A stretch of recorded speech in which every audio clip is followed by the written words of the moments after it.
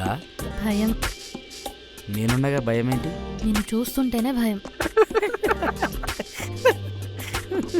Good joke. నువ్వు నాకు hand ఇవ్వవు కదా? హ్యాండ్ ఇస్తా.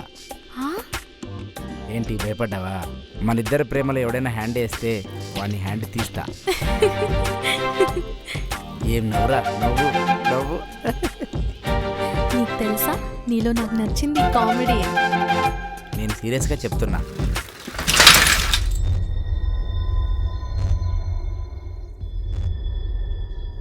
మేము బ్యాంకు నుండి మిమ్మల్ని ఫాలో అవుతున్నాం.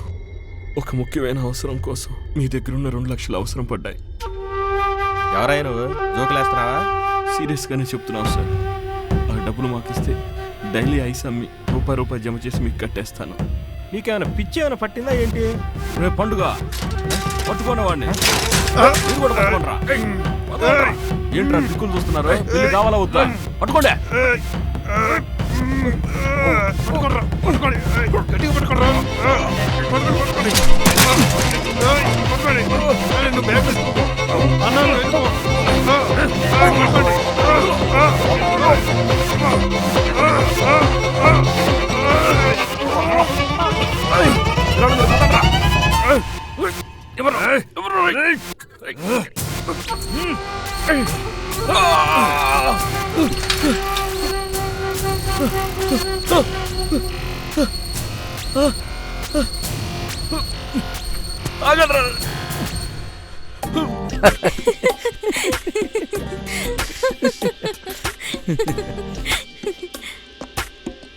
ఏ పండుతో పోల్చాలి?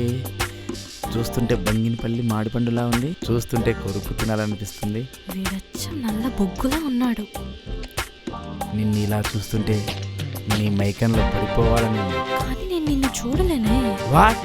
టైం అయింది, ఇంటికి పోవాలి.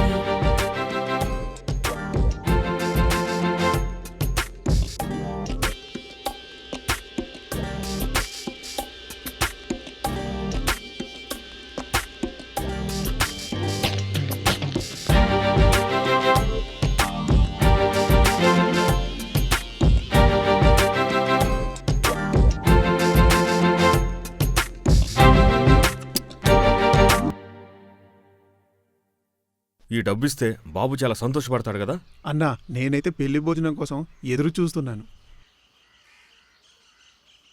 మనం ఆయనని కొట్టి డబ్బులు లాక్కున్నాం కదా, ఏదైనా ప్రాబ్లం వస్తే? ప్రాబ్లం ఏముంటుందిరా? మనం ఏమైనా చెడు కోసం చేస్తున్నాం, పెళ్లి కోసమేగా. అన్నా, బాబు ఇంటి ముందు అంతమంది ఉన్నారు. పెళ్లి జరిగే ఇంట్లో అలానే ఉంటారు.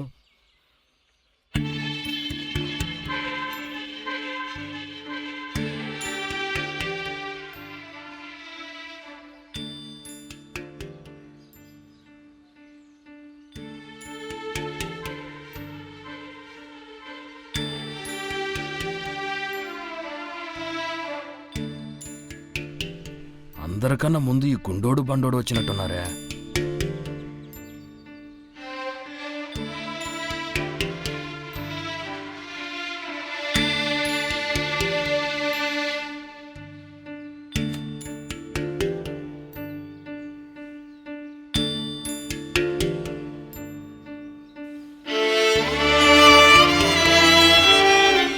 ఇలాంటి చిన్న చిన్న విషయాలకి అమ్మాయిలు చనిపోవాలని చూస్తే ఊర్లో అమ్మాయిలందరూ కరువైపోతారు.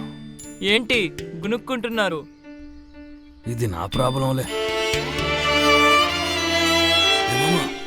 కర్మగాలి అమ్మాయి చనిపోయి ఉంటే మిక్స్ చేసిన మందు గ్లాసు చేజారిపోయి ఉండేది మామ. ఓ, నువ్వు చూడటానికి గుండులా ఉన్నా, నువ్వు చెప్పేవన్నీ లడ్డులా ఉంటాయి అయ్యా. ఎక్కువ పొగడబాక మామ.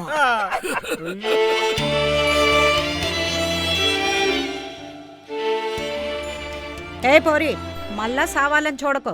ఎవ్వరొచ్చి కాపాడలేరు. మళ్ళాంటి అమ్మాయిలంతా అబ్బాయిలను చంపాలా. అమ్మాయిలందరూ దీనిలా ధైర్యంగా ఉంటే మళ్ళాంటి వాళ్ళ పరిస్థితి ఏంటో.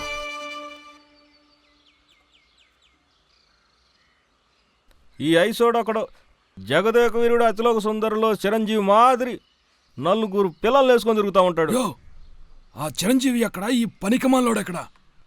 వీడు ముఖం చూస్తే 3 నెలలు మలం రాదయ్యా. ఇది కరెక్ట్ గా చెప్పావు. ఇప్పుడు చూడు ఏం చేస్తాను. నువ్వెందుకు వచ్చావురా?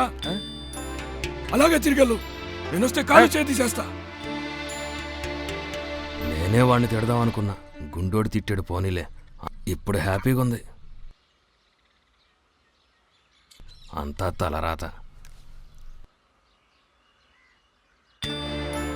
బాధలో ఉంటే పేపర్ తీసుకుని ఎక్కడికి వెళ్తున్నాను?